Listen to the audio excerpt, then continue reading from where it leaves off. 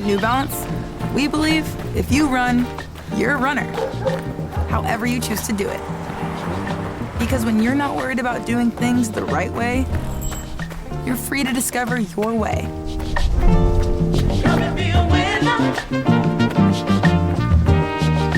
And that's what running's all about. Run your way at newbalance.com/running.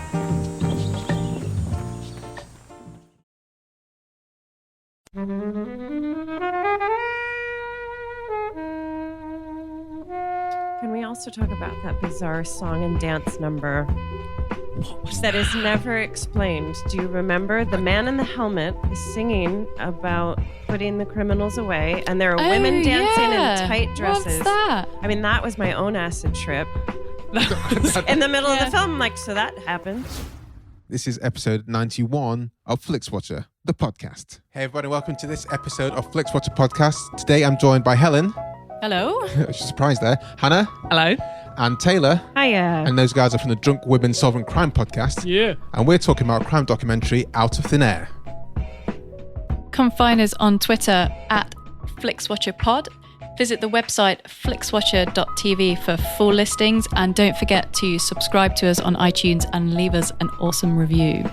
So guys, just as a big reminder, all films on the podcast were available on Netflix at the time of recording. There will be bad language. There will be spoilers. I hope you enjoy it. See you later. Hello and welcome to a Flixwatcher podcast. Today in our studio we are joined by Taylor and Hannah. If you would like to say hello to our lovely listeners and tell them about the podcast that you work on together. Well, we are from Drunk Women Solving Crime, which pretty much does what it says on the tin. Yeah, that's pretty much what we do. It's a true crime podcast with a twist of lime. Brilliant. That is your strapline, isn't it? It is the strap line. Yeah. It is. Just so people are clear that it's a comedy podcast going into it. It's not a sword and scale. So we came up with a concept, the three of us, myself, Hannah, and Katie Wilkins. Yep. Not surprisingly, we came up with the idea in a pub. And we started with the title, and then we just started riffing on some true crime cases and sort of structuring it like a quiz, and also sharing some crime cases of our own. Yes, as women, we have been a victim of many crime, and we get a guest on every week. So our guest will start with the guest's crime that they've been a victim of, and we've had some absolutely insane ones. I mean, it's been brilliant. One of them has actually been dramatized in a TV show at one point. Oh, really? Yeah, someone's crime, which is just insane. I haven't heard that episode yet then. Yeah, Narina Palo. Okay. Yeah, it's amazing. It's it a really great story. And then, we've just had all sorts, and that's a lot of fun. That kind of whets the appetite for the crime. The last one I listened to was the lady who was Me Too'd when she was like 10 years old. Oh, Dana Alexander. Yeah. On a gravitron. Yeah. Yeah. Coined the term gravitron after that. Me Too'd, but she said I was Me Too'd by a 5-year-old. So we didn't know how to feel about that one. We're like, is he innocent because he's 5? And no, we tore that kid a new one. Yeah. No, you understood physics well enough to commit that crime. So yeah, there's this thing of just sort of letting it loose as women. And the thing about drinking during it is it's no inhibitions, and we try to solve everything. And I think we do. We tie up everything into a neat little bow after some gin, don't we, Hannah? We certainly do. Is it always gin? It's gin a lot, but we've had donations from lots of companies. So we've had a lot of ale, a lot of IPA. Yeah, it's great. That's what we get. We tend to get a lot of free booze with this podcast, which is amazing. Oh, nice. Like from day doing one. It wrong. Yeah. That was really the master plan. We're like, format? No, we just want some beer from the beer companies. We got some free popcorn for a while, but that makes sense, I guess. Yeah. And then it went. And then it stopped. Yeah, just think of the thing you like the most in the world and start a podcast with it, and then ask people to send you free stuff. Why did the popcorn stop? Why did the popcorn dry up? I guess we didn't ask for it anymore. Well, I just got sick of it. It was disgusting. It was very nice. It was. It was super probably sweet, too though. nice. Yeah, exactly. Yeah. Unfortunately. Popcorn Shed. Thank you for your popcorn. We're We're still doing our podcast. If you'd like to send us more popcorn. Send us some more popcorn. It was quite nice. Some more. We had a little popcorn break, and we talked about popcorn. Oh and yeah, snacks. I heard an episode. Yeah. I listened to an episode with the popcorn. So that's not happening. Oh, Right, see you guys later. Cheers. We haven't got gin either. No, I no feel as gin. though we've planned this wrong. We've let it down, but we have got jelly babies and pretzels. We have some pretzels left. Oh, I'm so happy with the sundries. Honestly, I've eaten all the pretzels. I thought you were just being like cute. You're like, some pretzels maybe, but there are pretzels. There are actual, I will stay all day. We're here talking about the film Out of Thin Air, which is your choice, Taylor. Yes, indeed. Can you give us a 2-minute synopsis and tell us why you chose this film? I will try, but I'm a rambling woman, so I will do my absolute best. I chose it because we are from Drunk Women Solving Crime, and I thought, hey, let's have a true crime documentary, which I'm a fan of. So it involves a double homicide case that ended up being one investigated case from 1974 in Reykjavik in Iceland. I picked it because I loved this sort of bleak landscape and the background of this. And it involves largely this woman named Erla, who you meet at the beginning, who gets involved with what was suspected as this really powerful gang of criminals who eventually all get arrested and spend time in jail. The bodies are never found. And so there are a lot of questions around the tactics that were used during their interrogations. And a lot of it is looked at as a retrospective and gets into a lot of detail about the nature of interrogation and implanting memories and inceptioning people. Yes, some really intense stuff. And I used to be a psychotherapist before I went into comedy, so I'm obsessed with this idea of sort of implanting memories, and it was very much of the time. So how real is this? Because I don't know, when you watch these things, you think, no, I'll be steadfast. I would have the story in my mind because that's the truth. Right. And how easy is it to manipulate people's memories? Well, let's try it right now, shall we?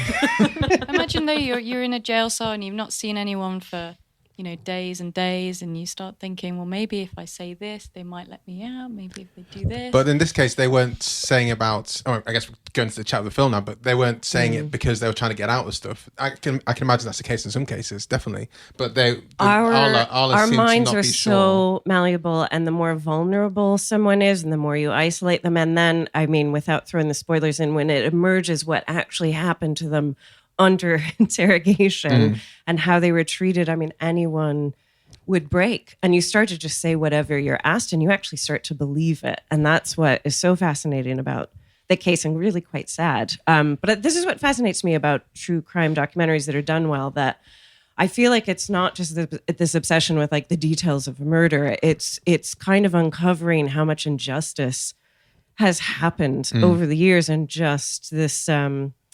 I don't know, you sort of question the whole structure of anyone that gets imprisoned and just sort of this gang mentality of the police force. And yeah, so it just ticked all the boxes for me. What are your thoughts, Hannah? Yeah, well, I found it fascinating as well. And I love Iceland. Like, I went there last year for the first time and I absolutely fell in love with it. So like when I read those that Taylor had picked this one, I hadn't seen it as well.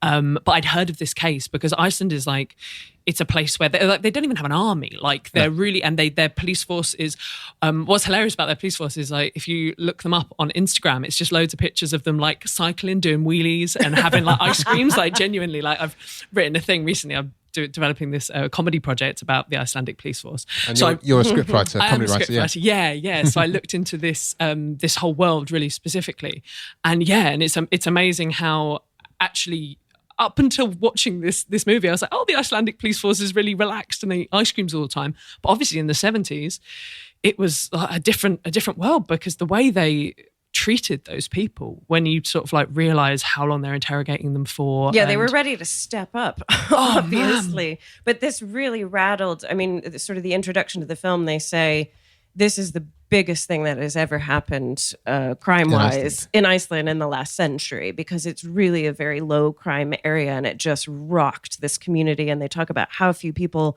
were living there at the time, like 200,000 people in Reykjavik. Everyone knows each other. There's so much trust. Yeah. I think that says so much about Iceland as well, that's still the biggest like case there. Because something like that, like the idea of two people that happened in London, now just get swallowed up. You wouldn't even hear about it. Wouldn't even be. Yeah. It probably does happen. I'm sure. I'm 100% sure it has. Lots of people have just disappeared, and we've never heard about them or from them. I was fascinated too, just by this, because it sort of focuses in on this hippie culture, basically. And yes, they were committing other crimes. I mean, we learn right at the start that Erla gets involved with this guy. Oh my gosh, this is me having to say all the Icelandic names. Savar. Yeah. I've spelled it phonetically just so I'd remember it. So she gets involved with this rebellious guy Savar and describes, how exotic he seemed, and he was very charming, and they start this really passionate relationship when they're both on acid, and they talk about everything. And she admits that immediately they get into this embezzlement. She has this idea how to embezzle money out of the telephone company. Yeah. So that's that clever thing that crime documentaries go of, like, oh, okay, so they were the bad guys.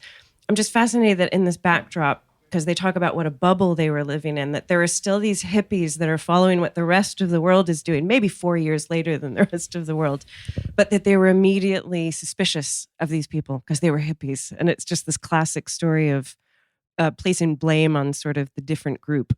Well, hippies have been known to do heinous crimes. If you think about Charles Manson, he was a super hippie. I think it didn't help them that Manson was around this time, because he had a look. I mean, because that's what they said. That's what she said, wasn't it? Is that they thought that he was like a Charles Manson figure and I was his girlfriend. And it is just down to their look and their lifestyle. Like, actually, they didn't murder anyone if you believe them rather than, which I think of course you do, don't you? I mean, there's no evidence to say that they did. So no bodies, no nothing. No bodies. Yeah, I kept waiting. There's that sort of thing of like, I don't think the bodies are going to turn up here. And the eeriness of these lava fields, because of course the first missing guy, I just want to try to say these names. Guðmundur? Yeah, I guess. Guðmundur. Yeah, something like that. I'm going to just sound like I'm making fun of Bjork the whole time. That's what worries me. Guðmundur disappears, this 19-year-old guy. And so they go on this search, but they talk about how quickly the weather changes there. And it's just this eerie. I loved how the footage was spliced together, I have to say. I thought it was very well done because it's this mixture of sort of archive footage and then like recreations have come a long way. Like I can think of really bad. Like 999. Yeah. Oh, Michael Burke. Yes, please. Loved it. That scared the shit out of me as a child. It's brilliant, wasn't it? Oh, it's the only reason that I didn't die in like some kind of household accident, because I'd watch every single one of them and be like, right, I'm not doing anything even remotely dangerous. Stay away from all the plugs. Yeah, exactly. And javelins. Helen, what were your thoughts? Yeah, I didn't get on with it. I find it really hard to get into it. And into crime documentaries generally, or this film? No, I mean we've reviewed a few crime documentaries. Amanda Knox. Yeah. And yeah, I don't know. It didn't really grab me. And I mean, it's very sad that these people obviously spent quite a lot of time in prison and under quite a lot of stress mentally, and an effect that it had on their lives for being in prison for something that they clearly didn't do. But also, I think maybe I wanted a little bit more from my true crime story, in that we don't really know what the crime was in terms of like the disappearance. And it's kind of like, well, is it investigating the disappearance, or is it really investigating what happened to them? And I don't know, it didn't quite grab me as much as I was probably hoping for. I think with this film, I'd struggled in places where I genuinely did not know what was going on, because it was almost told like an inventive it's like drama. A story. It's like a storytelling. Yeah, it's almost told like an inventive drama film where they would replay some films play on the fact that they replay the same angle in different ways. But when it's coming from a documentary point of view and it's playing, Arda says, "I went along and shot him." Oh no, they just beat him up, and it's not telling you exactly that this is part of the story. I found that quite confusing at first, but then maybe standing away from it a bit later, I was like, oh, that's actually quite cool how they did that and maybe brought it back together. So I think it was a bit of a struggle at first for me to get into my head as to what was going on in this. Because I just thought, the reason I asked about the memory thing was because she came in for the embezzlement, which she did. She's like, I'm sorry about that. Here's a picture. Do you remember this guy? And they're like, yeah, I remember him. He was at a party. Yeah, he was in a party. Well, sit down. And Everyone then she was went to this party because Iceland's really tiny. Yeah, there was one party. Yeah. But then she says, I think actually we might have killed him. But in that short statement, she doesn't, it's not obvious that the police might have like implanted that in her memory. It just suddenly became the thing of, I think I might have killed him. So I just thought she her and Saivar had done the deed and they were trying to get out of it. So I just found it a bit confusing. I know what you mean. I often sort of like judge a film by what I say out loud to myself, like when I'm watching it. So like, I remember I watched an episode of Breaking Bad. Here's a podcast waiting to happen. Yeah, that's just me watching a film. But I remember, it was an episode of Breaking Bad and I was on my own watching it. And at one point I just went, shit. And I was just like, and I'm not a kind of like, I don't normally, So what did you say here? So here I was a bit like, I was going, what the was that? Yeah. Like over and over. What?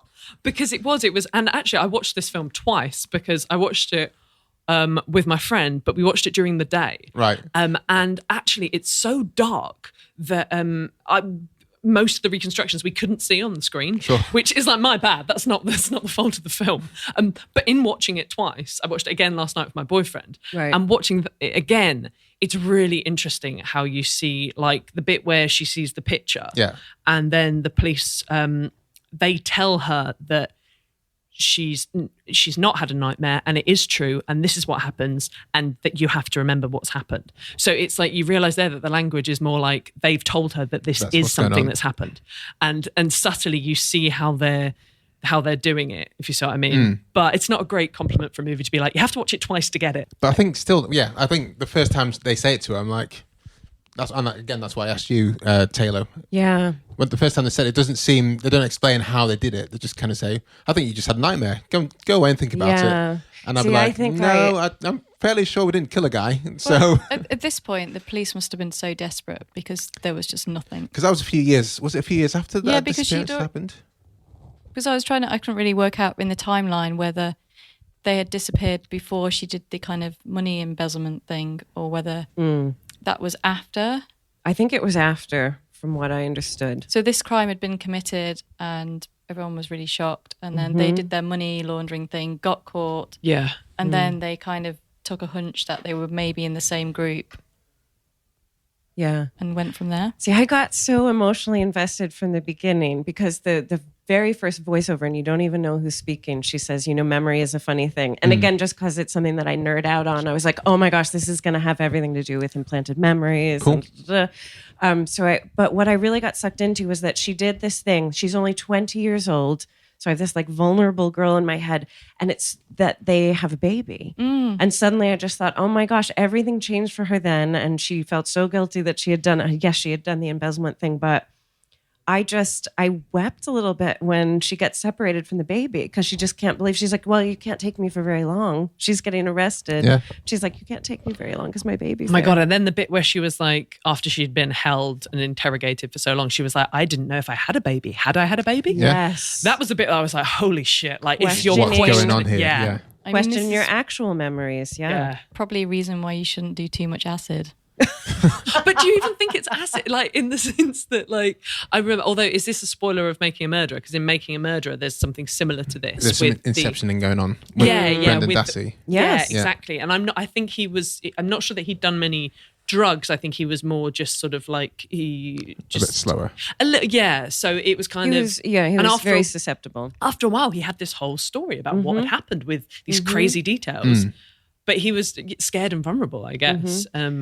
Well, when it all emerges, like, again, these cells that they're keeping them in just to interrogate them, they're being held in solitary confinement. They're being drugged. They basically waterboarded that guy. They would find out what their worst fears were and they would just play on them. And it's just anyone would break. So how did it actually get to that stage, though? Because when they're in prison, they've been convicted and they're there for like 2 years under those really strange conditions. But I kept on finding it difficult to understand how it got to the stage where these 6 people were in prison for various different lengths of time, one for driving a car. But then also they brought, like, there's some like high-level politicians that were supposed to be a part of the conspiracy as well. Yeah, and they were arrested. The Progressive Party, and as it would be.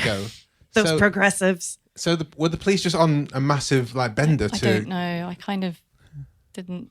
You didn't get that way, did you? No, I mean, I was just a bit like, I'm a bit lost. I'm just going to kind of like see what everyone else says about it. And there's one police cop guy who was properly like, no, they did it. Oh, he really was, wasn't he? Yeah. He really was. He was properly like, and he even at one point like, and I think it was only the second. Oh, I was thinking it was only the second time that I listened to it. I watched it was when he was like, those police officers did nothing wrong. Yeah. And you're just like, dude, did you not hear like the shit they did? And he was like, they did nothing wrong, and that was the thing as well, because they used a quote from him quite early on when he said, they got the right people for the murder. They got the murderers there. And you kind of just, and when you're watching it, you kind of think, well, the policeman said that, so I kind of trust what he says in a way. Yeah. And that kind of, but I think there was maybe for me as well was a bit too much false flagging throughout it. And only at the end did it actually get that whole thing of being incredibly interesting when you're like, oh fuck, they just admitted to all this stuff. Yeah. I wish they'd brought that in a little bit earlier, because it felt like story-wise, great. Yeah, it's a great kind of turn into your third act, but actually you're a little bit confused for the whole of the rest of it. Was that your thoughts? So just So I alienated in a way. a little bit, because the actual crime becomes very much kind of like a sideline, and it doesn't really kind of get addressed very much until like, it just kind of falls to the back.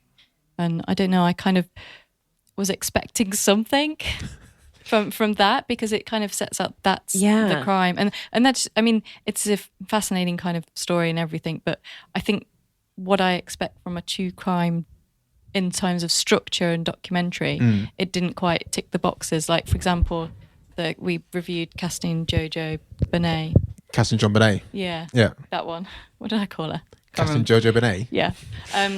Which was very much, this is a crime that we all knew, and it kind of looked at it in a completely different way. That was really different and refreshing.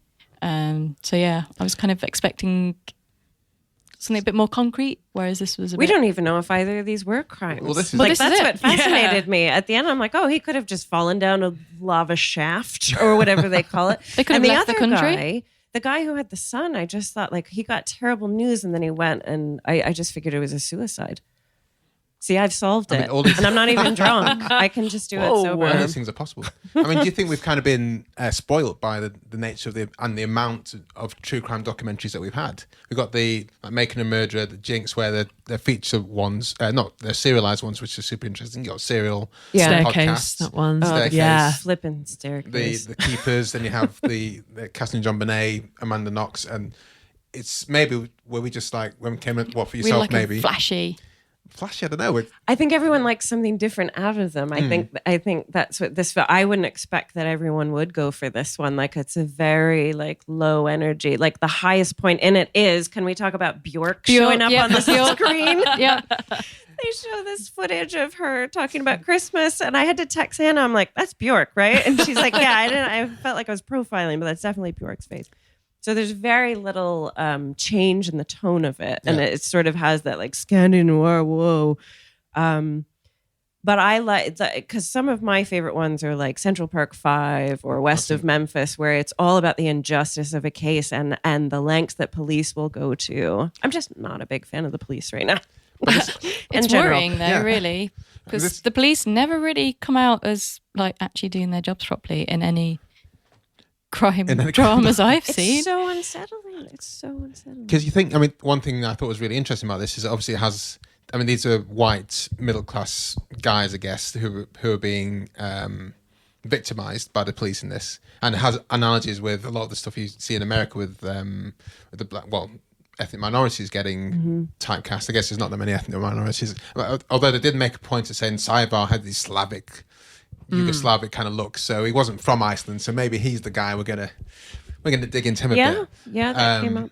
But I thought it had analogies that police are, with a bit of power behind them, will and also lean into something. The thing that was interesting is that they obviously managed to convince like the whole of Iceland as well that they'd done it. Yeah. Yes, it was interesting. There was a bit at the very beginning when I think it was the lady who was saying, she said, the media everyone believed everything the media said because the media was completely honest in Iceland. Like, and this was the first time it almost got a bit tabloidy and it got a bit kind of like they decided that these people were guilty. Yeah. And it's amazing that it's like, it was 1974 before Iceland had newspapers fucking up and being like awful. I know. It's kind of like, wow, okay. And I wonder what they're like now. I don't know. I mean, who knows? Can we also talk about that bizarre song and dance number? What was that is never explained? Do you remember? The man in the helmet is singing about putting the criminals away, and there are women dancing in tight dresses. What's that? I mean, that was my own acid trip. In the middle of the film, I'm like, so that happened. It was utterly It's bizarre. like a public service announcement, but song and dance till we've caught the criminals sort of thing. was I don't so remember weird. that. Oh, That's mate, you've blocked it out then. Yeah, that's it. That's memory gone. It was, it was like the true crime Eurovision. It was very bizarre. That was so weird. But that was a little bit of the documentary that was a bit of a trouble for me, was sometimes they put things in like that and you'd be like, what was that? I want context. I want like, and actually half the time when they were using stock footage, some of it I realized afterwards, I was like, oh, that was real footage of that real thing. But they never said that it was. And I was kind of like, oh, okay, so what of this is proper footage or what's just stock footage? But one thing you said earlier about the injustice is, I think with true crime things, that it's either there's a massive injustice has happened or something really fucking gory has happened, something really, really awful, and that's why people watch. But with this, nothing really gory happened, and you don't know it's an injustice until the end. So that's why I would have maybe brought the injustice thing a little bit further forward. Sure. So I kind of know who I'm rooting for, I suppose. But I think, yeah, that's true, actually, because you don't know, like Helen said, you just don't know really what's going on, who's in favour, who's not. Yeah. And the police, it turns out, are the bad guys, at least. To be honest, I still don't know. They may well have done it, but the police have just carried this out so poorly that there's no way they can really follow through on it. And you can imagine the pressure. Again, it comes down to this pressure on a police force. Like, this doesn't happen here, so you've got to pin this on someone. Yeah. And that seems to be the common thread in all of these cases. Like, you have to do whatever it takes to do it. They're like, okay, we'll dunk their faces in water then. Great.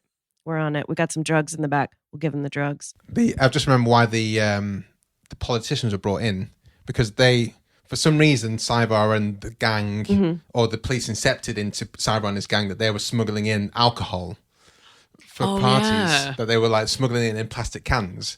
And I was just thinking, that's there's no prohibition in Iceland.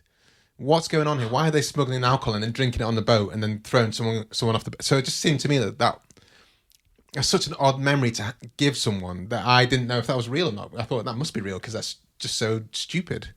All I know is that alcohol is very expensive there because literally everything is imported. Oh, yeah. So I just pictured, like, I guess your prohibition would be like, we got cheap beer. We got to drink it on the boat before someone finds it.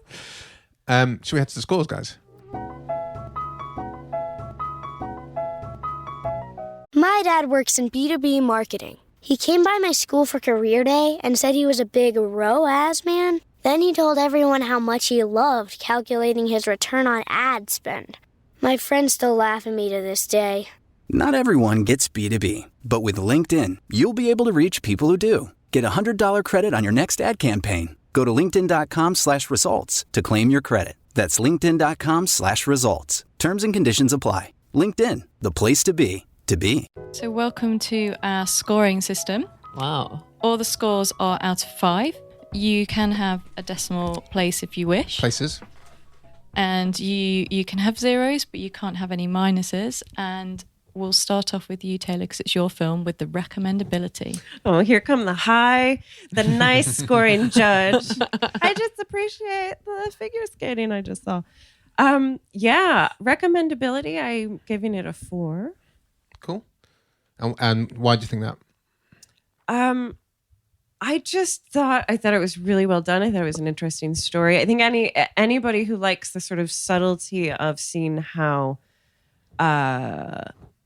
someone is manipulated and sort of the stuff around memories. And I sort of appreciated the cinematic. I liked the cinematic drama of it. That it's like they're almost taking us through a nightmare. They're almost showing us how unreliable memory is in the very thing. So I just rolled with that. I'm like, oh, I didn't understand that, but that's okay. I'll make sense of it later. So anyone that's into that, I recommend it. Hannah? Do you know what? Yeah, I'd give it quite high for recommendability, but with the kind of proviso of watch it to the end, because I can imagine people switching it off before the end because of how it's sort of laid out. Yeah, a little bit, getting a bit confused, particularly the bit where she says that she shot him, and then suddenly that thread completely disappears, and you're just like, where? But I thought she shot him. What's happened now? Yeah.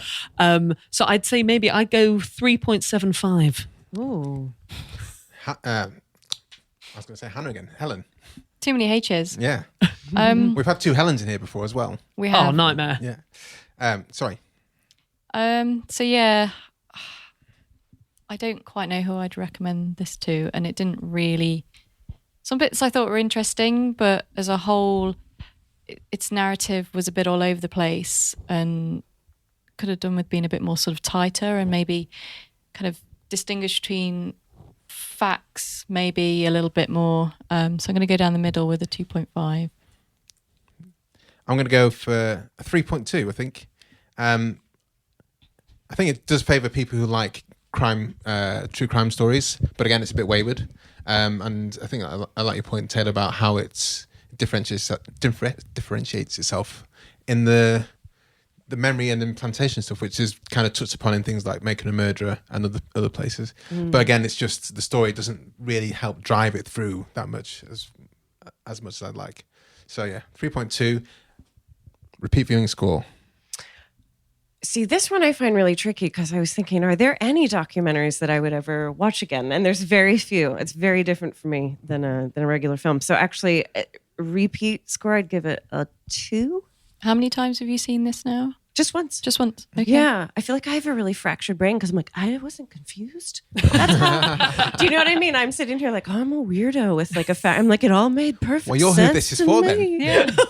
It's only for me. Former psychotherapist. But yeah, repeat viewing, probably not.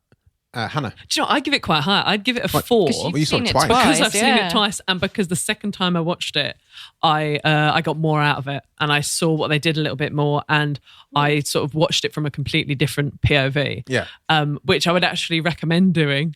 So watch it once, give it a week, watch it again. Yeah. And then let's Helen's talk. like, nah.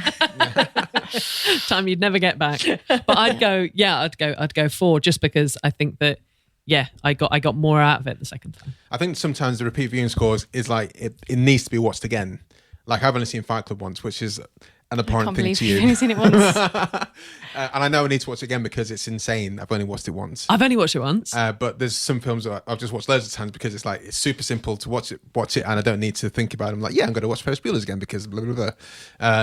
So I think those factors do play into the repeat viewing score. Yeah, and also we've learnt doing this podcast that we kind of have to watch quite a few films for it, and that it leaves less time for watching the things we've seen already. Yeah. So, and also we always say documentaries never really get a particularly high repeat viewing on this program. Oh. Well, sorry if I screwed up the. No, but it's kind of interesting. It feels like we probably all watched like a different film. If we had to if we each had to give a synopsis at the start in sort of a closed room, then. Yeah. We'd probably all tell a different story, which is kind of what happened to the people who were given those. Do you think memories. that's maybe part of what they were thinking of, kind of just implanting these weird things within your mind? Well, that's going to be a podcast about Flixwatcher films. Just as you're watching it, do you know what I mean? When you kind of trying to remember things back, you're like, but didn't she shoot him? It's like, no, they pushed him off the boat. No, they did this. I think they're trying to make you think about it in obtuse ways, but they were just confusing. Yeah. I mean, I'm not going to rush out to watch it again, but maybe, Hannah, because you've sort of said how much you got more out of it, there might be a slight chance, so a 3. Oh, that's quite high. I thought it was good. Yeah, wow. Yeah, I'm going to go for 2.1 here. I can't see myself watching it again anytime soon. I'd like to, if they do come to a proper conclusion with the story, and they do a separate documentary, I'll watch this again before going into that one. That's kind of maybe where this will play into it. And only then. I love your decimal action. Good decimal game. Well, it's not even started yet. Strap in, mate. Ooh, we're going to take it to 3 places soon. I can feel it. We've had pie. And a couple of people said pie. Yeah. I think it was Adam Buxton. Was Adam Buxton? Buxton? Yeah. Here's one of them, and someone else put pie in there. We had someone give a really, really random one. But that's what they felt. So you could just feel it. It emoted from them. Taylor, small screen score. This I gave a 3. I was questioning that. Would I keep it at a 3? I experimented with this because I just wanted to see how it looked. And I think to enjoy this, you kind of have to appreciate I don't know. I watched it on a really big screen at home, and I just think that helped because it is a very cinematic. You have to sort of appreciate the drama and the reenactments and the landscape. So when we talk about small screen, we mean like the home viewing score, not necessarily on an Apple Watch. Oh, I thought you literally meant like whether it transferred, just because so many people watch on their phones. Yeah. Oh well, it's the point. I guess it does work in that way as well, but it's a little bit also the difference between kind of watching it in a cinema environment. And gotcha. Yeah. Yeah. See, Hannah's seen my TV, so she knows how giant it is. Yeah, like, it's small insane. screen, says you. Okay. I'm going to bump that up then. I'm going to bump that up to a 4.5 then. Okay. Hannah. Well, I think my experience of it was that when I watched it like at home during the day, it was so dark that I couldn't see any of it. So I think that actually it would be good to see in a cinema because you actually get to see everything in complete pitch darkness, but it's not particularly cinematic, I didn't think. So I think maybe a 3. So you're the opposite of Taylor there, okay? Yeah. Isn't that a crime? So I watched it as on a normal kind of size TV in a TV surroundings, but I think I would have probably have done better watching it on a slightly smaller screen with headphones because I found that I was just a bit distracted, which we'll come on to in the next score. Yeah. So I think I should have gone smaller than I did. I'm going to say 3. I'm going to give it a 4. I think it was really cool. There were some expansive scenes, but even though there's one kind of bit where they drove into the lava fields of the hills and they said that they buried the body and then burnt it alive, which turns out was inceptioned into them. But that was quite a nice... I love that. That was quite a nice shot and stuff like that. But most of it was stock footage, including Bjork, and it was like, oh, Reykjavik actually looked like quite a nice place, but it wasn't anything that I thought was particularly cinematic. So I think it worked quite well on the small screen, so I'm going to go 4 overall. And also there wasn't particularly heavy soundtrack or anything you needed to be. It was a bit... It's just a documentary kind of thing, isn't it? I can't really remember, actually. They missed a trick there. They should have put some Bjork songs to back it. Liven It's it up. so quiet. Engagement score. I'm giving it a 4. All right. Yeah. In it all the way through. Hannah. I'd give it a 3.5 because of the what? Got a catchphrase, guys. Look out for it. Because of the what? Yeah. Yeah, I wasn't really very engaged. Maybe that's why you were super confused. I know, but it didn't really have me from the start. I was a bit like, I was ready, and then I was kind of like, oh, where's it going? Where's it going? It's not really going anywhere yet. And like, oh, it's not actually about that. It's about this, but I'm not really sure what this is. So if they brought the kind of the interest bit earlier in, they might have stuck you in the film longer, do you think? Yeah, maybe. I don't know. There's just something about it that I just kind of washed over me a little bit. So 2. I agree with Hannah George here, I think. Nice one. Yeah, 3.5. I did enjoy it. I thought it was really odd and just confusing, but and I just wanted a resolution, which I don't think there fully was. That's the thing. I don't think there fully was a conclusion. There wasn't an answer to either of like the crime crimes or whether what happened in those rooms and stuff like that. It was interesting that your man got sort of redemption by the end, in the sense that everyone came to his funeral and his funeral was full and politicians came to his funeral. And so I think that public consciousness as well had kind of shifted as well, which maybe that would have been interesting to get a little bit more about that. But again, it all came so late that... Yeah, when they flashed up that his... whoever had written his biography gave a little statement at the end, and I thought, oh yeah, of course you'd be very fascinated with this guy in particular. And what a sad outcome for him, like the last shots of him just drinking himself to death. Yeah. See, I love all this bleak stuff. Bring it. Well, that gives us an overall score of 3.25, 313. I think for a documentary, it's fair. Yeah, that's pretty good. Yeah. And we, as Helen said, the repeat viewing score for documentaries doesn't tend to be that astounding. And that does tend to let them down a bit. So I think that's kind of fine. Considering everyone felt... Yeah, anything over a 3 is pretty good. Yeah, it's all right. It's all right. Taylor and Hannah, can you let us know where we can find you on Twitter and say sayonara to the people? Well, Yes. Please do follow us on Twitter at Drunk Women Pod, and you can follow us on Instagram and Facebook at Drunk Women Solving Crime. We're on Acast, iTunes, and everywhere else you listen to your podcasts. Yeah. Podcast every Wednesday. Fantastic. It's a lot of fun. Yeah. Okay. Cheers, guys. Thanks for coming on. Thank you. Bye. Cheers, guys. You were just listening to the latest episode of Flixwatcher podcast. Thank you to Brendan Russell for his sublime editing skills, Mighty People for the tunes you can hear right now. Please do come to iTunes and find us, like, subscribe, share with your friends. Find us on Twitter at FlixWatcherPod and our website, flixwatcher.tv.